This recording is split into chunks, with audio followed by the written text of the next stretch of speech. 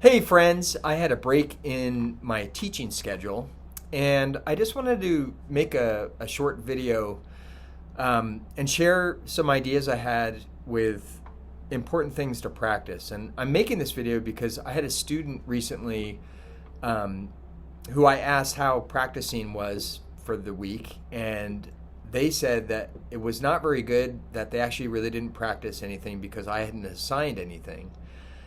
And which, of course, that's not music to a teacher's ears. And so, one of the things I think, if you are a student, even if your teacher doesn't ask you to do something, which I always do, but you want to be sure you have a running list of things to work on.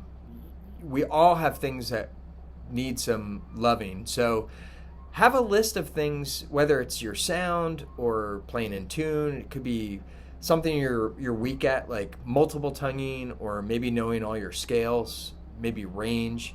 But if for some reason your teacher didn't assign you something, which is highly unlikely, but if they didn't, you definitely want to have some curiosity about, making something better. And so what I wanted to speak about was basically, if you just picked one thing to work on, what's a superfood for your playing?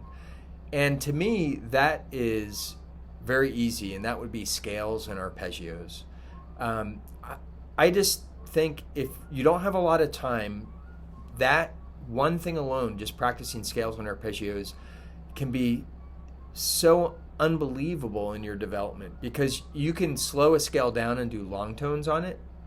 You can work on learning all your keys and those patterns in those keys, whether you're doing scales, or you could practice thirds or intervals or velocities. You can work on range with scales. You can work on different types of tonguing, like single tonguing or double or triple tonguing.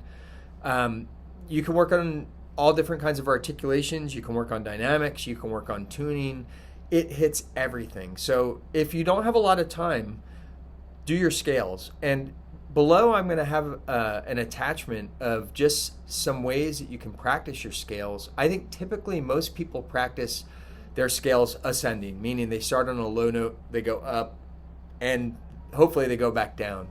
I love having my students actually also practice descending major scales, so they go down first and then go up, because a lot of people think they really know their scales well, and then they try to descend first and they realize they don't know them well. So I have my students practice them going around the circle of fifths, and we can talk about that in another video. But basically, if you started in the key of C major and you go a fifth above C, that would be the fifth note in that scale, which would be a G. So then you would do G major, and a fifth above G would be D major.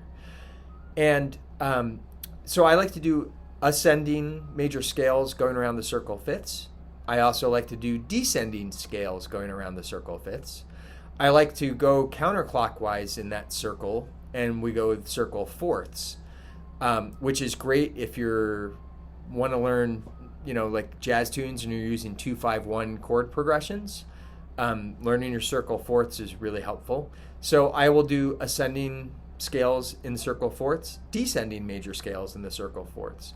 I also like to go up chromatically. So for example, if I start on a B flat major scale, then I'll do a B major scale, and then a C major scale. And this, I think, is a great way to kind of trick your brain, because you're not going in order of flats or sharps, like 3 flats to 4 flats to 5 flats. This is really changing your keys significantly. And I love having my students play all these different ways. If you can do all of these different types of ways to practice your scales, you're going to know your scales exceptionally well. And when you know your scales really, really well, ultimately it allows you to play thousands of pieces of music instantly much better. So please practice your scales. Check out the scale sheet. I'll have it attached below. And happy practicing.